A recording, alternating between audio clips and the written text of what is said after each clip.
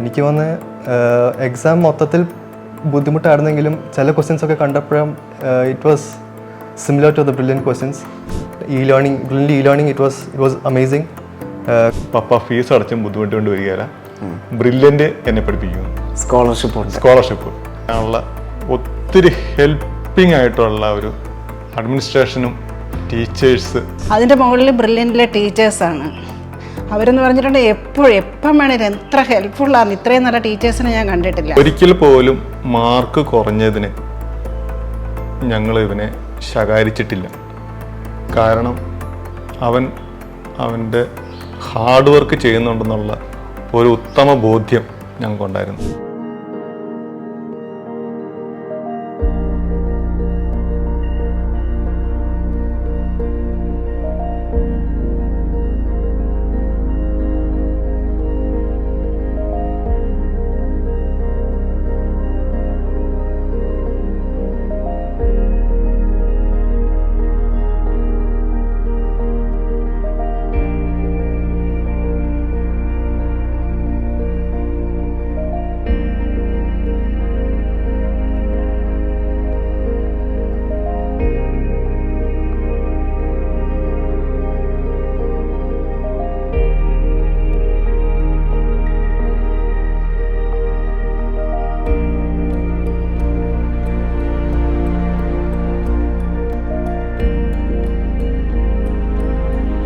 രണ്ടായിരത്തി 2025 NEET entrance exam നമുക്കറിയാം അല്പം കഠിനമായിരുന്നു. ഈ കഠിനമായ എക്സാമിലും വളരെ കോൺഫിഡൻസോടുകൂടി എക്സാമിനെ നേരിട്ട് ഏറ്റവും മിടുക്കനായ ഒരു വിദ്യാർത്ഥിക്കൊപ്പമാണ് ഞാൻ നിൽക്കുന്നത്. എറണാകുളത്ത് ആലുവയ്ക്കടുത്ത് ചൂണ്ടി എന്ന് പറയുന്ന ഒരു സ്ഥലത്താണ് നമ്മളിപ്പോൾ നിൽക്കുന്നത്. നമുക്കപ്പോൾ ഒരു എൻറ്റയർ ഫാമിലി ഉണ്ട്. ആ ഫാമിലി എല്ലാം വളരെ സന്തോഷത്തിലാണ്. കാരണം മകൻ ചെറുപ്പം മുതലേ സ്വപ്നം കണ്ട ലക്ഷ്യത്തിലേക്ക് എത്തിച്ചേർന്നിരിക്കുന്നു എന്നുള്ളതാണ് ഇവരുടെ എല്ലാവരുടെയും സന്തോഷം. നമ്മോടൊപ്പം ഏറെ അഭിമാനപൂർവ്വം നമ്മുടെ എറണാകുളം സെൻറ്റർ ഇൻചാർജ് നമ്മുടെ അനീഷ് സാറുമുണ്ട്. അപ്പം നമുക്ക് തീർച്ചയായിട്ടും ഇമാനുവലിനോട് തന്നെ ആ ഒരു ജേർണി, ആ ഒരു സക്സസ് ജേർണി എങ്ങനെയായിരുന്നു ചോദിച്ചറിയാം. എൻ്റെ അച്ഛൻ്റെ പേര് സാബു ജോസഫ്, അമ്മയുടെ പേര് സോജി സാബു. ഓക്കെ. നമ്മളെല്ലാവരും ദേശത്തായിരുന്നു. ഓക്കെ. അപ്പം ഞാൻ ഇവിടെ 5ാം ക്ലാസ്സിൽ വന്നത്. ഓക്കെ. അമ്മയും ഞാനും അനിയത്തിയെല്ലാം വന്നത് ഇവിടെ. ഓക്കെ. കുറച്ച് നാൾ കഴിഞ്ഞിട്ട് അപ്പം വന്നായിരുന്നു ഇവിടെ. അതിനുശേഷം അപ്പൻ ഇവിടെ ബിസിനസ് നടന്നുകൊണ്ടിരിക്കുക. ഓക്കെ. അമ്മ ഹൗസ് വൈഫാണ്. അനിയത്തി 11th പഠിച്ചുകൊണ്ടിരിക്കും. ഓക്കെ. ഇപ്പം എന്ത് തോന്നുന്നു? നല്ലൊരു സ്കോറൊക്കെ കരസ്ഥമാക്കിയിരിക്കുകയാണ്. ആ ഒരു സന്തോഷം എന്ന് പറയാം. എന്താണ് ഫീൽ ചെയ്യുന്നത്? കാരണം നന്നായിട്ട് പ്രിപ്പയർ ചെയ്തിട്ടാണ് എക്സാം എഴുതിയത്. Exam was very tough, right? അപ്പോൾ ആ ഒരു അത്രയും ടഫായിട്ടുള്ള എക്സാമിനെ വളരെ കോൺഫിഡൻസോട് കൂടി നേരിട്ട ഒരാളാണ്. കാരണം ഒരുപാട് പേര് ടെൻഷൻ അടിച്ച് ഈ എക്സാമിൽ പിന്നിലേക്ക് പോയിട്ടുണ്ട്. പക്ഷേ അപ്പോഴും വളരെ നല്ലൊരു സ്കോർ കരസ്ഥമാക്കി ബ്രില്യൻറ്റിനും നാടിനും ഒക്കെ അഭിമാനമായ ഒരാളാണ് ഇമാനുവൽ. അപ്പോൾ അതിനെക്കുറിച്ച്, ആ എക്സാമിന് വേണ്ടിയിട്ടുള്ളൊരു പ്രിപ്പറേഷൻ ജേർണിയെക്കുറിച്ച് പറയാമോ? അപ്പോൾ ഞാൻ എക്സാം 2 o'clock തുടങ്ങിയപ്പം ഞാൻ ബയോളജിനെ സ്റ്റാർട്ട് ചെയ്തപ്പം ലൈക്ക് ആദ്യത്തെ കുറച്ച് ക്വസ്റ്റ്യൻ കണ്ടപ്പോഴേക്കും എനിക്ക് മനസ്സിലായി ദറ്റ്സ് നോട്ട് വെരി ഈസി. അതിനുശേഷം ഞാൻ കുറേ ക്വസ്റ്റ്യൻസ് ഇങ്ങനെ കുറേ ലൈക്ക് സ്റ്റേറ്റ്മെൻറ്റ് ക്വസ്റ്റ്യൻസ് എല്ലാം അവസാനത്തെ ചോദിക്കുന്നത്. അപ്പം അതെല്ലാം ഞാൻ സ്കിപ്പ് ചെയ്ത് പോയപ്പോഴേക്കും ലൈക്ക് ഞാൻ ബയോളജി 1 മണിക്കൂർ എടുത്തിട്ടും എനിക്ക് അവസാനം ഒരു 30-40 ചോദ്യം ബാക്കിയുണ്ടായിരുന്നു. അപ്പം ഞാൻ ടെൻസ്ഡായി. അതിനുശേഷം ഞാൻ കെമിസ്ട്രിയിലേക്കും പോയപ്പം കെമിസ്ട്രി കുഴപ്പമില്ലായിരുന്നു. ചില സ്റ്റേറ്റ്മെൻറ്റ് ക്വസ്റ്റ്യൻസ് വന്നപ്പോഴേക്കും ഞാൻ സ്കിപ്പ് ചെയ്തത് 2-3 ഫിസിക്സ് കണ്ടപ്പോഴേക്കും ശരിക്കും പെട്ടുപോയായിരുന്നു. ലൈക്ക് കുറച്ച് നേരം സൈലൻ്റ് ആയിട്ടിരുന്നായിരുന്നു. പിന്നെ അന്നേരത്തേക്ക് 3:30 ആയിരുന്നു. പിന്നെ അത് ബാക്കി വിട്ട ക്വസ്റ്റ്യൻസ് എല്ലാം ആൻസർ ചെയ്യണമായിരുന്നു. അപ്പം അതിനെല്ലാം പ്രഷറിൽ കാരണം എനിക്ക് എന്ത് ചെയ്യണമെന്ന് പിടുത്തില്ലായിരുന്നു. അപ്പം ഫിസിക്സിൽ വെച്ച് തുടങ്ങിയിട്ട് അവസാനം എനിക്കൊരു 15 ചോദ്യം ബാക്കിയുണ്ടായിരുന്നു ഫിസിക്സിൽ നിന്ന്. പിന്നെ ഞാൻ അപ്പോഴേക്കും 4:30. പിന്നെ ബാക്കിയുള്ള ബയോളജിയിലെ ചോദ്യങ്ങളും കെമിസ്ട്രി ചോദ്യങ്ങളെല്ലാം ചെയ്ത് വന്നപ്പോഴേക്കും സമയം കഴിഞ്ഞു. പക്ഷേ എനിക്ക് വന്ന് എക്സാം മൊത്തത്തിൽ ബുദ്ധിമുട്ടായിരുന്നെങ്കിലും ചില ക്വസ്റ്റ്യൻസൊക്കെ കണ്ടപ്പോഴും it was similar to the brilliant questions. ചില മോഡലിലൊക്കെ കണ്ടുവരുന്ന ക്വസ്റ്റ്യൻസും ഇപ്പോൾ ഇടയ്ക്കൊക്കെ ബ്രില്യൻറ്റിൽ നല്ല പാടുള്ള എക്സാംസ് നടത്തായിരുന്നു. അപ്പം കണ്ട ചില ചോദ്യങ്ങളൊക്കെ ഒരു കണ്ടുപരിചയമുള്ളത് പോലെ തോന്നിയായിരുന്നു. അപ്പോൾ it help me a lot. ഇപ്പോൾ ഇമ്മാനുവലിൻ്റെ ഈ ഒരു ഇൻ്റർവ്യൂ കാണുന്ന ഒരു പേരൻറ്റിനെ സംബന്ധിച്ച് അല്ലെങ്കിൽ ഒരു കുട്ടിയെ സംബന്ധിച്ചിടത്തോളം ഒരു പക്ഷേ നീറ്റ് 2026 വേണ്ടിയിട്ട് പ്രിപ്പയർ ചെയ്യുന്ന ഒരു കുട്ടിയായിരിക്കാം. അപ്പോൾ കുട്ടിയുടെ മനസ്സിലൊരു ചോദ്യം ഉണ്ടായിരിക്കാം, നീറ്റ് 2026 എങ്ങനെയാവും, ഇത്തരത്തിൽ തന്നെ ഹാർഡായിരിക്കുമോ അല്ലെങ്കിൽ സിമ്പിൾ ആയിരിക്കുമോ? പക്ഷെ എങ്ങനെയാണെങ്കിലും അതിനെ ഏറ്റവും കോൺഫിഡൻസോടുകൂടി അല്ലെങ്കിൽ ആത്മവിശ്വാസത്തോടുകൂടി അല്ലെങ്കിൽ മനോധൈര്യത്തോടുകൂടി ഫേസ് ചെയ്തൊരു മിടുക്കനായ വിദ്യാർത്ഥിയാണ് ഇമ്മാനുവൽ. അപ്പോൾ തീർച്ചയായിട്ടും ഇമ്മാനുവൽ നമ്മളെ കേൾക്കാൻ ആഗ്രഹിക്കുന്ന ആളുകൾക്ക് അറിയാൻ അവർക്ക് ആഗ്രഹം ഒരുപക്ഷെ ഇമ്മാനുവലിൻ്റെ ഒരു പ്രിപ്പറേഷൻ ജേർണിയാണ്. ഇപ്പോൾ എനിക്ക് തോന്നുന്നു ഇമ്മാനുവൽ ബ്രില്യൻറ്റിൻ്റെ 2 വർഷം 2 ഇയർ ആയിട്ട് ബ്രില്യൻറ്റിൻ്റെ കോച്ചിങ് ഓൾറെഡി കിട്ടിയിരുന്ന ആളാണ്. ഏത് സ്കൂളിലായിരുന്നു പഠിച്ചിരുന്നത്? ചാവറ പബ്ലിക് സ്കൂളിലാണ് പഠിച്ചുകൊണ്ടിരുന്നത്, പാലായിലുള്ള. അപ്പോൾ ആ ഒരു ടൈമിൽ ഫസ്റ്റ് ടൈമിൽ അറ്റംപ്റ്റ് ചെയ്തപ്പോൾ മോന് കിട്ടിയ സ്കോർ എത്രയായിരുന്നു? 580. അപ്പോൾ +2-നൊപ്പം പഠിച്ചപ്പോഴാണ് ഈ വിദ്യാർത്ഥിക്ക് 580 ലഭിച്ചത്. അതിനുശേഷം 1 ഇയർ റിപ്പീറ്റ് ചെയ്യാൻ വേണ്ടിയിട്ട് നമ്മൾ പാലായിലേക്ക് എത്തുകയാണ്. ആ ഒരു പ്രിപ്പറേഷൻ കാലഘട്ടം എന്ന് പറയാമോ? കാരണം ആ 580യിൽ നിന്ന് ഇപ്പം കിട്ടിയിരിക്കുന്ന ഒരു വലിയ സ്കോറിലേക്ക് എത്തിയ ഒരു ട്രാൻസ്ഫോർമേഷൻ എന്ന് പറയാമോ? അപ്പോൾ ഞാൻ ഓൾറെഡി 11th 12th ഇൻ്റഗ്രേറ്റഡ് ബാച്ചിലായിരുന്നു. അപ്പോൾ അവിടെ വെച്ച് എനിക്ക് കിട്ടിയ കുറേ എക്സ്പീരിയൻസും ലൈക്ക് ഇതെങ്ങനെ ഹാൻഡിൽ ചെയ്യേണ്ടതെന്നും പിന്നെ ക്വസ്റ്റ്യൻസ് ഏത് രീതിയിൽ വരും, എങ്ങനെ അപ്രോച്ച് ചെയ്യണം എന്നൊക്കെയുള്ളതിൻ്റെ ഒരു ഐഡിയ എനിക്ക് കിട്ടിയായിരുന്നു അപ്പോഴേക്കും. അപ്പം ഞാൻ ജൂണിൽ റിപ്പീറ്റ് ചെയ്യാൻ വന്നായിരുന്നു. അപ്പം ഞാൻ കൂടുതൽ ഫോക്കസ് ചെയ്ത് ഈ NCERT ബുക്സ് വായിക്കാൻ വേണ്ടിയായിരുന്നു. അപ്പം ഐ തിങ്ക് എനിക്ക് തോന്നുന്നത് ഞാൻ 2 വർഷം ആ ഇൻ്റഗ്രേറ്റഡ് ബാച്ച് ഉണ്ടായിരുന്നപ്പം ഞാൻ കൂടുതൽ വായിച്ച് അധികം എക്സാംസും ടെക്സ്റ്റ് ബുക്സിന് അധികം വായിച്ചില്ലായിരുന്നു. അപ്പം ലൈക്ക് ബയോളജി ഞാൻ ഒരു ചാപ്റ്ററൊക്കെ ആണെങ്കിൽ ഒരു 2-3 വട്ടം വായിക്കുന്നുണ്ടായിരുന്നു. പക്ഷേ ഇപ്പം എനിക്ക് അന്നേരത്തേക്ക് മനസ്സിലായത് ഈ കൂടുതൽ വായിക്കുന്നതോറും നമ്മുടെ മൈൻഡിൽ ആ ടെക്സ്റ്റ് ബുക്ക് അപ്പോഴേക്കും അങ്ങ് ഇമ്പ്രിൻ്റ് ആയി പോവാണ്. അപ്പം ഞാൻ റിപ്പീറ്റ് ചെയ്യാൻ വന്ന സമയത്ത് ഞാൻ കൂടുതൽ സമയം ഞാൻ ബയോളജി ടെക്സ്റ്റ് ബുക്സ് വായിക്കുമായിരുന്നു, NCERT. അപ്പം NCERT ഞാൻ ഇങ്ങനെ പലവട്ടം വായിച്ച് എനിക്ക് ഓരോ ചാപ്റ്ററിൻ്റെ ഒരു ലൈൻസും എനിക്ക് തന്നെ അങ്ങ് ബൈഹാർട്ട് ചെയ്ത് വരാൻ തുടങ്ങിയായിരുന്നു. അപ്പം പിന്നെ ഇങ്ങനെ വായിച്ചേക്കും ഈ ബയോളജിയുടെ സ്കോർ എനിക്ക് ഇമ്പ്രൂവ് ചെയ്യാൻ പറ്റിയായിരുന്നു. കാരണം എനിക്ക് ഫസ്റ്റ് ടൈം ഞാൻ നീറ്റ് എഴുതിയപ്പം എൻ്റെ ബയോളജിയുടെ സ്കോറാണ് ഏറ്റവും കുറവ്. കാരണം എനിക്ക് കുറേ മിസ്റ്റേക്സ് ഉണ്ടായിരുന്നു ബയോളജി ചെയ്യുന്നത്. അപ്പം ആ ബയോളജിയുടെ സ്കോർ കറക്റ്റ് ചെയ്യാൻ വേണ്ടി ഞാൻ കൂടുതൽ ബയോളജി ഫോക്കസ് ചെയ്തുകൊണ്ടിരുന്നത്. പിന്നെ കെമിസ്ട്രിയും ഫിസിക്സൊക്കെ ആണെങ്കിൽ കെമിസ്ട്രിയുടെ ഇനോർഗാനിക് ഞാൻ വായിക്കുമായിരുന്നു കുറേ. കാരണം അത് ഏറ്റവും കൂടുതൽ മറന്നു പോകാനും പെട്ടെന്ന് കൺഫ്യൂസ് ചെയ്യിക്കാൻ ഒരു പ്രോബിലിറ്റി ഉള്ള കുറേ ചാപ്റ്റേഴ്സ് ഉണ്ടായിരുന്നു, ഈ D&F ബ്ലോക്കൊക്കെ. അപ്പം അങ്ങനെ കോഡ് വെച്ച് പഠിക്കുകയും പിന്നെ പീരിയോഡിക് ടേബിൾ അതെല്ലാം ഇങ്ങനെ കുറേ വട്ടം വായിച്ചാണ് എനിക്ക് അവസാനം എന്തൊക്കെ ഒരു ഇമ്പ്രൻ്റ് വരാൻ തുടങ്ങി. പിന്നെ ബാക്കിയുള്ളതെന്ന് വെച്ചാൽ ഇപ്പം ഫിസിക്കൽ കെമിസ്ട്രി, ഓർഗാനിക് അതൊക്കെ പിന്നെ ഫിസിക്സിൻ്റെ ചാപ്റ്റേഴ്സൊക്കെ അതൊക്കെ ഞാൻ കൂടുതൽ ക്വസ്റ്റ്യൻസ് ചെയ്ത് പ്രാക്ടീസ് ചെയ്തിരുന്നത്. അന്നേരത്തേക്ക് E learning it was amazing. കാരണം കുറേ ക്വസ്റ്റ്യൻസ് എനിക്ക് അതിൽ നിന്ന് ചെയ്തിട്ടും ക്വസ്റ്റ്യൻസ് എന്ന് വെച്ചാൽ അപ്രോച്ച് ഉണ്ടാവും, ഓരോ ക്വസ്റ്റ്യൻ എങ്ങനെ ചെയ്യണം, ഇപ്പം എങ്ങനെ ചെയ്യണം, എന്ത് ചെയ്യാൻ പാടില്ല. അപ്പം എനിക്ക് കുറേ ടൈം സേവ് ചെയ്യാൻ പറ്റുമായിരുന്നു ഒരു ക്വസ്റ്റ്യൻ ചെയ്യുമ്പോഴേക്കും. കാരണം നേരത്തെ ഒക്കെ എനിക്ക് ഫിസിക്സിൽ ഒരു ക്വസ്റ്റ്യൻ ചെയ്യണമെങ്കിൽ എനിക്കൊരു 5 മിനിറ്റ് വേണമായിരുന്നു ഇങ്ങനെ എന്താ സംഭവം ഒന്ന് മനസ്സിലാക്കി എടുക്കാൻ വേണ്ടി. അപ്പം ഇതിങ്ങനെ കുറേ ക്വസ്റ്റ്യൻസ് ചെയ്ത് വന്നപ്പോഴേക്കും എനിക്ക് ഒരു ഐഡിയ കിട്ടി ഇതെന്ത് ലൈക്ക് എന്താ ചെയ്യേണ്ടതെന്ന്. അപ്പം എഴുതി നോക്കേണ്ട പോലും ആവശ്യമൊന്നുമില്ലായിരുന്നു അപ്പോഴേക്കും. അങ്ങനെ സ്പീഡ് ഡെവലപ്പ് ചെയ്യാൻ പറ്റും എനിക്ക്. അപ്പോൾ ഞാൻ റിപ്പീറ്റ് വന്ന സമയത്ത് ഞാൻ യൂഷ്വലി 6 മണിക്ക് എണീക്കും. പിന്നെ ഫുഡൊക്കെ വെച്ച് ക്ലാസ് 8 മണിക്കാണ്. 8 മണി തൊട്ട് ആദ്യം ഉച്ചവരെ ഉണ്ടായിരുന്നുള്ളൂ. പിന്നെ അത് കഴിഞ്ഞിട്ട് ഈവനിങ് സെഷൻസ് ഉണ്ടായിരുന്നു. അതിനുശേഷം ഹോസ്റ്റലിൽ വരും, പിന്നെ ഫുഡ് കഴിക്കും, പഠിക്കും. എന്ന് വെച്ചാൽ ഇപ്പം ഞാൻ രാത്രി ഒരു 12 അല്ലെങ്കിൽ എക്സാം ഡേയ്സ് ആണെങ്കിൽ 1 o'clock വരെ ഇരിക്കുമായിരുന്നു. ആ റുട്ടീനിലാണ് പോയിക്കൊണ്ടിരുന്നത്.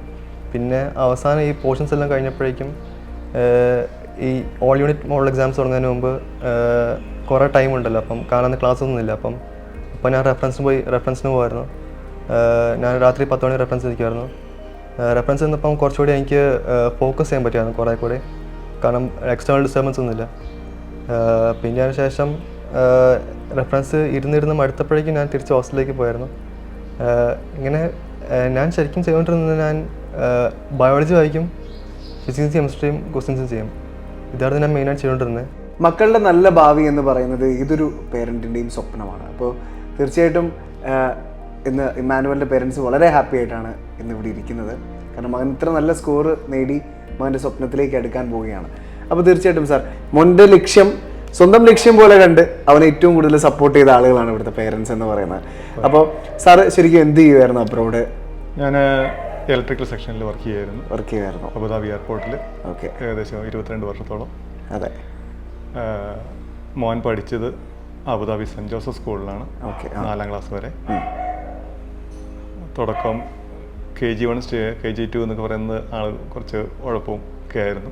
അപ്പം ഞങ്ങൾ രണ്ടുപേരും സങ്കടപ്പെട്ടിട്ടുണ്ട് ഇവൻ ഭയങ്കര വഴക്കാളിയൊക്കെ ആകുമോ എന്നുള്ളത്.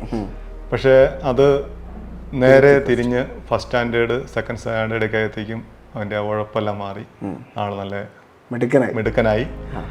ഓരോ ദിവസവും ഞങ്ങൾക്ക് നല്ല റിസൾട്ടുകൾ കൊണ്ടുവരാൻ തുടങ്ങി. ഞങ്ങൾക്ക് ഭയങ്കര അഭിമാനമായി. പിന്നെ എൻ്റെ വൈഫ് പ്രൊഫഷണലി BSc നേഴ്സാണ്. ഞങ്ങൾ ഒരു തീരുമാനമെടുത്തിരുന്നു, പൈസ എല്ലാത്തിനും പരിഹാരമല്ല, കുട്ടികളുടെ നല്ല ലൈഫ് ഭാവിയാണ് പ്രധാനം എന്നുള്ളത്. അങ്ങനെ പുള്ളിക്കാരി കുട്ടികളുടെ ചെറുപ്പത്തിൽ തന്നെ ജോലിയെല്ലാം വേണ്ടാന്ന് വെച്ചു.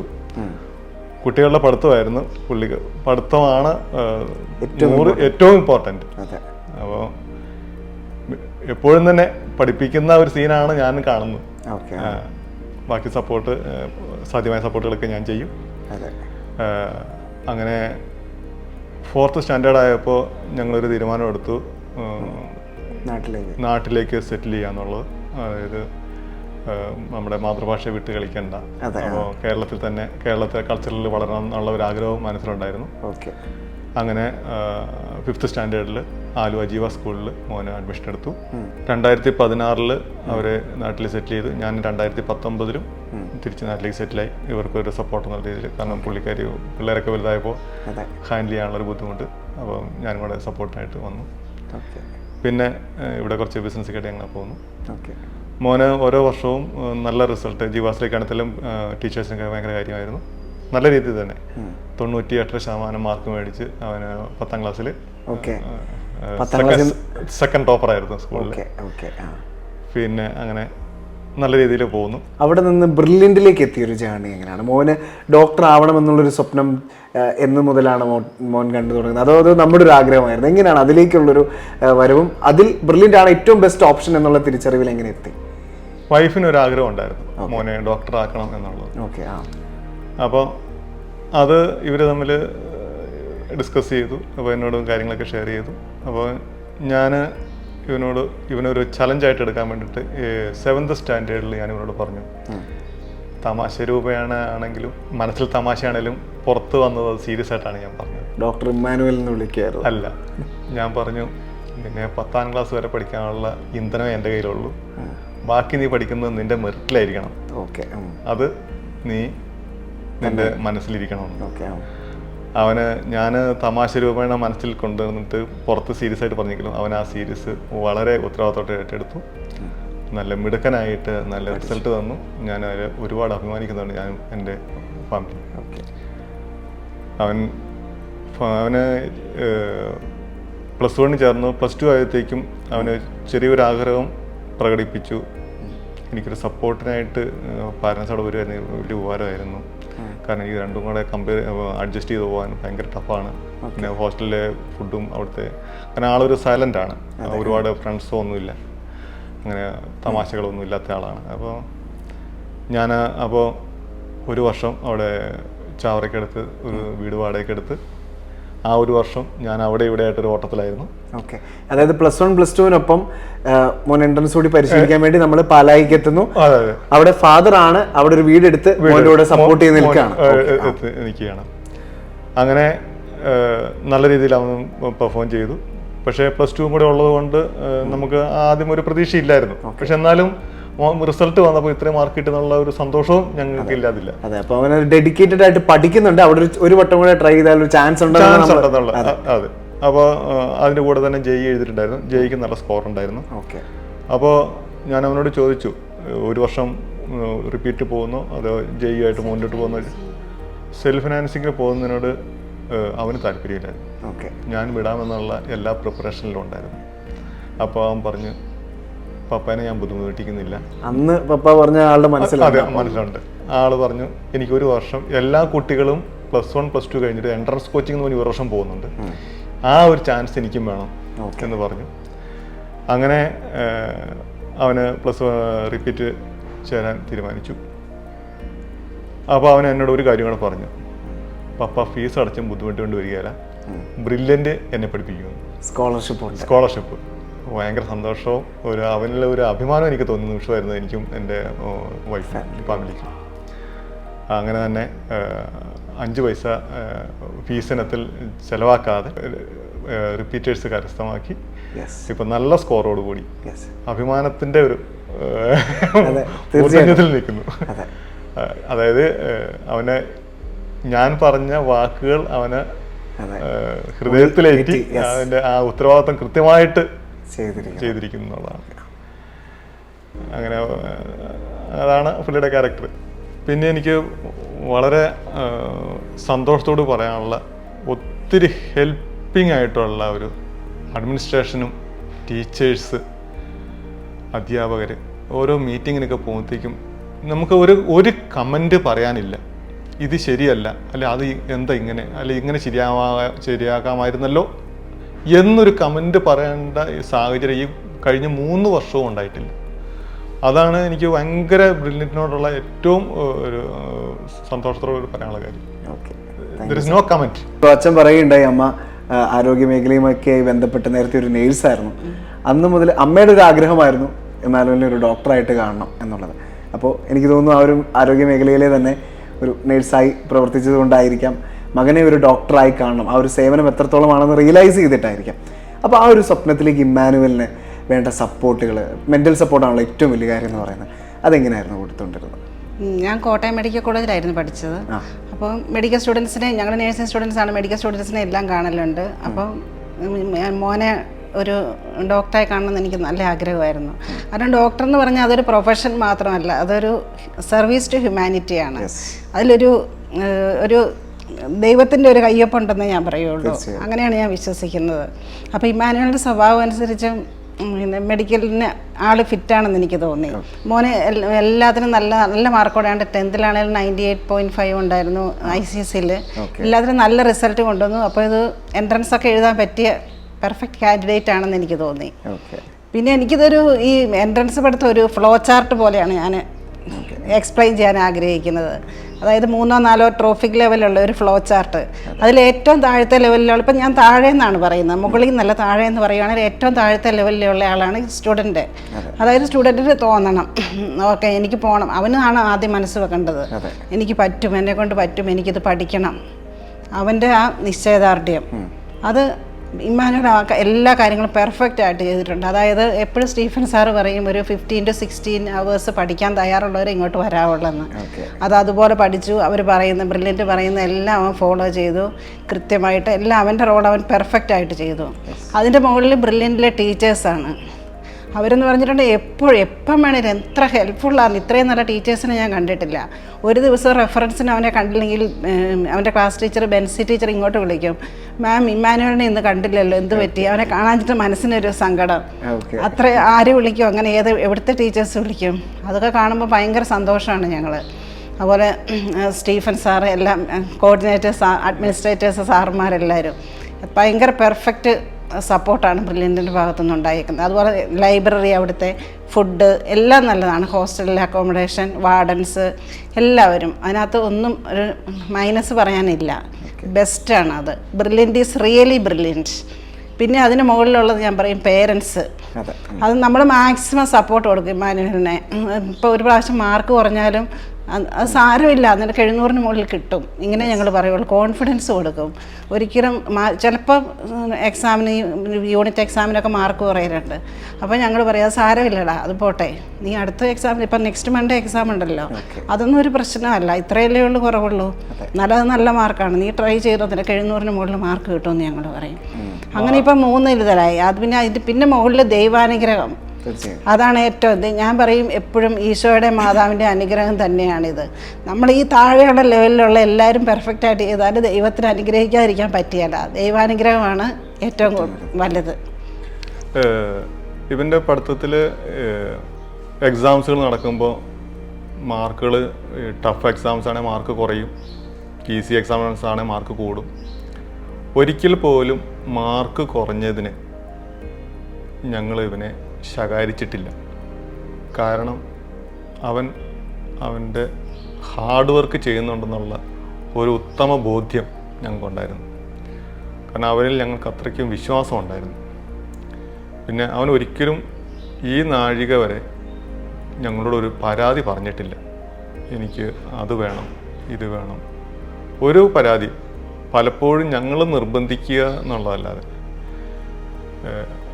ഒരു മൊബൈൽ ഫോൺ പോലും അവൻ എന്നോട് ഡിമാൻഡ് ചെയ്തിട്ടില്ല. ഈ +2 കഴിഞ്ഞ് ആദ്യത്തെ നീറ്റ് എക്സാം കഴിഞ്ഞിട്ട് ഞാൻ അങ്ങോട്ട് ഒരുപാട് നിർബന്ധിച്ചിട്ടാണ് നിനക്ക് 18 വയസ്സായി, ഒരു മൊബൈൽ ഫോൺ നീ കയ്യിൽ വെച്ചോ എന്ന് ഒരുപാട് നിർബന്ധിച്ചിട്ടാണ് ഞാനൊരു ഫോൺ പോലും അവന് വാങ്ങിച്ച് കൊടുത്തത്.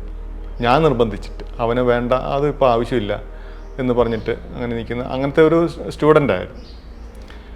പിന്നെ ഈ റിപ്പീറ്റ് ചെയ്യുന്ന കഴിഞ്ഞൊരു വർഷകാലത്ത് ഞാൻ 20 ദിവസം 1 മാസമൊക്കെ കൂടുമ്പോൾ ഞാൻ അവിടെ അൺഎക്സ്പെക്റ്റഡായിട്ട് ഹോസ്റ്റലിൽ പോകാറുണ്ട്. നല്ല അറ്റ്മോസ്ഫിയർ, അവിടുത്തെ വാർഡനാണെങ്കിലും അജിത് സാറ്, ജീൻ സാറ്, എല്ലാവരും എത്ര ഹെൽപ്ഫുള്ളും ഭയങ്കര പറയാൻ വാക്കുകളില്ല. നമ്മുടെ ഒരു കുടുംബത്തിൽപ്പെട്ട ആൾക്കാരെ പോലെയാണ് നമ്മളോട് സഹകരിച്ചത്. ചിലപ്പോഴൊക്കെ ഞാൻ എൻ്റെ ബുള്ളറ്റ് എടുത്തിട്ടാണ് ചിലപ്പോൾ അവിടെ പോകാറുള്ളത്. അപ്പോൾ ഇവനെയും കൊണ്ടൊന്ന് പുറത്ത് പോയി ഒന്ന് കറങ്ങിയിട്ടൊക്കെ അവനെ ചിലപ്പം ഹെൽമെറ്റ് ഉണ്ടാകില്ല. ജീമോൻ സാറിൻ്റെ ഹെൽമെറ്റ് കൊണ്ടുവന്നിട്ട് നിങ്ങൾ പോയിട്ട് പോരെ, കുഴപ്പമില്ല, അവനെപ്പറ്റി ഒന്നും പറയാനില്ല, നോ കമൻസ് എന്നല്ലാണ്ട് ഒന്നും പറയാനില്ല. അജിത് സാറാണേലും എപ്പോഴും നമുക്കൊരു ഭയങ്കര ഫ്രീഡവും ഭയങ്കര ഫ്രണ്ട്ലിയും, അതിന് നമുക്ക് മറ്റു വാക്കുകളില്ല. അതുപോലെ തന്നെ അവിടുത്തെ ഹോസ്റ്റലിൻ്റെ ഓണർ ആൻ്റണി ചേട്ടൻ, അപ്പോൾ ഏതോ ഒരു സമയത്ത് പിള്ളേർക്ക് ചെറിയ അസുഖം തോന്നുന്ന സമയത്ത് ഞാൻ ആൻ്റണി ചേട്ടനെ വിളിച്ചു. ആൻ്റണി ചേട്ടാ മോനെ ഒരു കുഴപ്പമില്ല, എന്ത് വേണമെങ്കിലും ഏത് സമയത്ത് അവർക്ക് ഏത് ടൈപ്പ് ഫുഡ് വേണമെങ്കിലും എന്തെങ്കിലും വയ്യാഴികയൊക്കെ ഉണ്ടെങ്കിൽ ഞാൻ അവന് വേണ്ട ഫുഡ് ഞാൻ കൊടുത്തോളാം, അതിനെപ്പറ്റി സാറ് അറിയാണ്ടെന്ന് പറ്റും. എന്നെ ഒത്തിരി സമാധാനിപ്പിക്കുന്ന ഒരു അന്തരീക്ഷം അതുതന്നെയായിരുന്നു ഞങ്ങളുടെയൊക്കെ ഏറ്റവും ഒരു ശക്തിയും ഇവിടെ ദൂരെ ഇരിക്കുമ്പോൾ. ഒത്തിരി താങ്ക്സ് ഹോസ്റ്റലിനും അതിൻ്റെ നടത്തിപ്പുകാർക്കും ബ്രില്യൻറ്റിനും.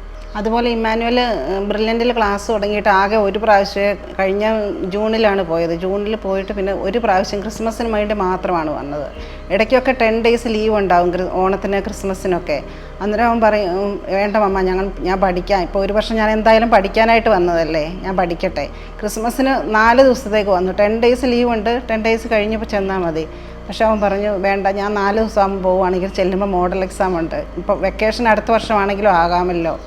അതുപോലെ ഈസ്റ്റർ, ഞങ്ങളുടെ ക്രിസ്ത്യൻസിനെ സംബന്ധിച്ച് ഈസ്റ്റർ ഭയങ്കര ഇമ്പോർട്ടൻ്റ് ആണ്. പക്ഷേ അവന് ഈസ്റ്ററിന് വന്നില്ല. ഞാൻ അവിടെ പള്ളിയിൽ പൊക്കോളാം, ഈസ്റ്റർ സെലിബ്രേഷനൊക്കെ നെക്സ്റ്റ് ഇയർ ആകാമല്ലോ ഇങ്ങനെ പറഞ്ഞ് എല്ലാം പഠിത്തത്തിന് വേണ്ടി മാത്രം ഡെഡിക്കേറ്റഡ് ആയിരുന്നു. ഞങ്ങളൊന്നും ഒരു അഡ്വൈസും കൊടുക്കേണ്ടി വന്നിട്ടില്ല. എല്ലാ തരത്തിലും നല്ല നല്ല പെർഫെക്റ്റ് ആയിട്ട് അവൻ്റെ ഡ്യൂട്ടി ചെയ്തു. അപ്പോൾ ഈ ഒരു ഫാമിലിയോടൊപ്പം ഇതൊക്കെ കേട്ട് സന്തോഷിച്ച് നിൽക്കുന്ന ഒരു കൊച്ചു മിടുക്കി കൂടി ഉണ്ട് ഇന്ന് നമ്മോടൊപ്പം. ഇമ്മാനുവലിൻ്റെ അനിയത്തിക്കുട്ടിയാണ്. മോളുടെ പേര്? ഇവാന. എവിടെ പഠിക്കുന്നത്? ഞാൻ ജ്യോതി നിവാസിലാണ് പഠിക്കുന്നത്. ഓക്കെ. മോളെ, ചേട്ടൻ്റെ ഈ ഒരു വലിയ നേട്ടത്തിൽ മോൾക്ക് എന്ത് തോന്നുന്നു? ചേട്ടൻ്റെ നേട്ടത്തിൽ എനിക്ക് വളരെ അഭിമാനം തോന്നുന്നു. ചേട്ടൻ പഠിക്കുന്നതൊക്കെ മോള് കണ്ടിട്ടുണ്ടായിരിക്കും അല്ലേ? എപ്പോഴും പഠിത്തമാണ്. ആണോ? മോൾക്ക് എന്താവണമെന്നാണ് ആഗ്രഹം? എനിക്ക് ചെറിയ കുട്ടികളെ പഠിപ്പിക്കുന്ന ടീച്ചർ ആവണം എന്നാണ് എൻ്റെ ആഗ്രഹം. Okay, fine. അപ്പോൾ മോളുടെ ആഗ്രഹം പോലെ തന്നെ മോൾക്ക് നല്ലൊരു ടീച്ചർ ആവാൻ സാധിക്കട്ടെ എന്ന് മോളോട് ആശംസിക്കുന്നത് കേട്ടോ. അപ്പോൾ തീർച്ചയായിട്ടും ബ്രില്യൻറ്റിനെ കുറിച്ച് വളരെ മനോഹരമായിട്ടാണ് പേരൻസ് നമ്മളോട് പങ്കുവെച്ചത്. അപ്പോൾ ഇമ്മാനുവലിനെ സംബന്ധിച്ചിടത്തോളം ഇത് ശരിക്കും എക്സ്പീരിയൻസ് ചെയ്ത ആളാണ്. ഇത് ഇമ്മാനുവൽ എങ്ങനെ എക്സ്പീരിയൻസ് ചെയ്തു എന്നുള്ളത് ഫീൽ ചെയ്ത ആളുകളാണ് പേരൻസ്. പക്ഷേ ഇമ്മാനുവൽ ശരിക്കും എക്സ്പീരിയൻസ് ചെയ്ത ആളാണ്. അപ്പോൾ ബ്രില്യൻറ്റുമായി ബന്ധപ്പെട്ട് മോനെ ഒരിക്കലും മറക്കാനാവാത്ത എന്തെങ്കിലും ഇൻസിഡൻറ്റോ അങ്ങനെ എന്തെങ്കിലും ഉണ്ടോ? ഞാൻ റിപ്പീറ്റ് ചെയ്ത സമയത്ത് എനിക്ക് 2 ക്ലാസ് ടീച്ചേഴ്സ് ഉണ്ടായിരുന്നു. എന്ന് വെച്ചാൽ ആദ്യം രതീഷ് സാറായിരുന്നു. സാറ് ജനുവരി ഒക്കെ ആയപ്പം വേറെ ജോലി ഇട്ടിട്ട് മാറിപ്പോയായിരുന്നു. അപ്പം സാറുണ്ടായിരുന്ന സമയത്ത് എനിക്കിപ്പോൾ ഓർമ്മയുണ്ട്, എനിക്ക് ഇടയ്ക്ക് മാർക്ക് പറയുമ്പം സാറ് എൻ്റെ അടുത്ത് വന്നിട്ട് ഇങ്ങനെ ഞാൻ ചെറുതായിട്ട് ലൂസായി പോകുമ്പോഴും സാറിന് ടൈറ്റ് ചെയ്യുമായിരുന്നു. എന്നുവെച്ചാൽ എങ്ങനെ പഠിക്കണം, എന്ത് ചെയ്യണം, എങ്ങനെ ചെയ്യണം എന്നൊക്കെയുള്ളത്. അപ്പം ഈ റെഫറൻസിൻ്റെ ഐഡിയ ശരിക്കും ആദ്യം എന്നെ കൺവിൻസ് ചെയ്യിച്ചത് സാറായിരുന്നു. അപ്പം ഞാൻ റെഫറൻസിന് പോകാൻ തുടങ്ങിയതും സാറ് പറഞ്ഞിട്ടായിരുന്നു. സാറ് അടിപൊളിയായിരുന്നു. ഇടയ്ക്കൊക്കെ കുറേ മോട്ടിവേഷനും ക്ലാസ് കഴിയുമ്പം കുറേ മോട്ടിവേഷനും പിന്നെ എന്നുവെച്ചാൽ ക്ലാസ് മൊത്തമായിട്ട് ഇടയ്ക്ക് ആൾക്കാരൊക്കെ വിളിച്ച് പാട്ട് പാടിപ്പിക്കുകയും ഇതൊക്കെയായിരുന്നു. അപ്പം ഇതൊക്കെ ഒരു ഓർമ്മകളാണ്. പിന്നെ സാറ് ഭയങ്കര സപ്പോർട്ടീവായിരുന്നു. പിന്നെ ഈ യൂണിറ്റ് എക്സാം തുടങ്ങിയ സമയത്ത് എനിക്ക് വേറെ ക്ലാസ് ടീച്ചറായിരുന്നു, ബെൻസി മാം ആയിരുന്നു. ബെൻസി മാം ആണെങ്കിലും ഭയങ്കര ഹെൽപ്ഫുള്ളായിരുന്നു. ഇപ്പോൾ ഇടയ്ക്ക് എനിക്ക് ആദ്യം ഈ യൂണിറ്റ് എക്സാംസ് തുടങ്ങിയ സമയത്ത് എനിക്ക് ബയോളജിക്ക് ഭയങ്കര മാർക്ക് കുറവായിരുന്നു. എന്ന് വെച്ചാൽ ഇപ്പം ബയോളജി ആദ്യം സ്റ്റാർട്ട് ചെയ്യുമെങ്കിലും എനിക്ക് ഒന്നും റീകോൾ ചെയ്യാൻ പറ്റുന്നില്ല ബയോളജിയിൽ നിന്ന്. അപ്പം മാം എന്നോട് പറയും ഇതിങ്ങനെ കുറേ വായിക്കണം. അപ്പം കുറേ വായിച്ചിട്ടും എനിക്ക് തെറ്റിപ്പോകുന്ന സംഭവങ്ങളാകുമ്പോഴും ടീച്ചറിനോട് പറയാം ലൈക്ക് ഞാൻ ഈ കുറേ സ്പീഡ് ചെയ്തുകൊണ്ടായിരിക്കും എന്ന് പറഞ്ഞു. അപ്പം ആ സ്പീഡ് കറക്റ്റ് ചെയ്തപ്പോഴേക്കും എനിക്ക് കുറേ മിസ്റ്റേക്സ് ഒഴിവാക്കാൻ പറ്റിയായിരുന്നു. അപ്പോൾ ടീച്ചറിൻ്റെ അഡ്വൈസ് കുറേ ഹെൽപ്ഫുള്ളായിരുന്നു. ടീച്ചറാണെങ്കിൽ എപ്പോഴും ഞാൻ റെഫറൻസ് ചെയ്യുന്ന സമയത്ത് എന്നെ സംസാരിക്കുകയും എന്നോട് കുറേ എങ്ങനെ പഠിക്കണം, പഠിത്തത്തിൻ്റെ കുറേ കാര്യത്തെ പറ്റിയും പിന്നെ ബയോളജി എങ്ങനെ ഹാൻഡിൽ ചെയ്യണമെന്നും ബാക്കിയുള്ള ഫിസിക്സും കെമിസ്ട്രിയും ഹാൻഡിൽ ചെയ്യുന്നതിൻ്റെ കാര്യത്തെ പറ്റിയും കുറേ സംസാരിക്കുമായിരുന്നു. അപ്പം ഈ രണ്ട് ടീച്ചേഴ്സിൻ്റെ കുറേ ഹെൽപ്പുള്ളത് കൊണ്ടാണ് എനിക്ക് ഈ റിസൾട്ട് നേടാൻ പറ്റിയതെന്ന് എനിക്ക് പറയാൻ കഴിയും. അപ്പം അവരോട് എനിക്ക് ഒരുപാട് കടപ്പാടുണ്ട്. ഇപ്പം ഈ ഒരു ലക്ഷ്യത്തിന് വേണ്ടി നമ്മൾ നന്നായിട്ട് ഹാർഡ് വർക്ക് ചെയ്തു, നല്ലൊരു സ്കോർ കരസ്ഥമാക്കിയിട്ടാണ് ഇമ്മാനുവൽ നിൽക്കുന്നത്. അപ്പോൾ തീർച്ചയായിട്ടും ഒരു മെഡിക്കൽ കോളേജിൻ്റെ മനസ്സിലുണ്ടാവില്ല. അപ്പോൾ എനിക്കങ്ങനെ സ്പെസിഫിക് ആയിട്ടൊരു കോളേജ് പറയാൻ പറ്റത്തില്ല. എനിക്ക് എൻ്റെ ഏറ്റവും വലിയ ആഗ്രഹം ഏറ്റവും ബെസ്റ്റ് കോളേജ്, ഏറ്റവും ബെസ്റ്റ് അറ്റ്മോസ്ഫിയർ ഉള്ള ഒരു കോളേജ്, എക്സ്പീരിയൻസ് കൂടുതൽ കിട്ടാൻ പറ്റിയ ഒരു കോളേജിൽ പഠിക്കാനായിരുന്നു എൻ്റെ ഏറ്റവും വലിയ ആഗ്രഹം. എയിംസ് ഡൽഹി ആവാം, ജിപ്മർ ആവാം. ബട്ട് ഒബ്വിയസ്ലി കേരളത്തിൽ ട്രിവാൻഡ്രം, കോഴിക്കോടുണ്ട്. അപ്പോൾ അവിടെയും പഠിക്കാൻ എനിക്ക് ആഗ്രഹമുണ്ട്. അപ്പം എനിക്കൊരു നല്ല കോളേജ് പഠിക്കാനുള്ള ആഗ്രഹമേ ഉള്ളൂ. ഇപ്പം അങ്ങനെ സ്പെസിഫിക് ആയിട്ടൊരു കോളേജില്ല. അപ്പോൾ ബ്രില്യൻറ്റിലെ നിരവധി വിദ്യാർത്ഥികൾക്കാണ് ഈ വർഷം ഉയർന്ന സ്കോർ കരസ്ഥമാക്കാൻ സാധിച്ചിരിക്കുന്നത്.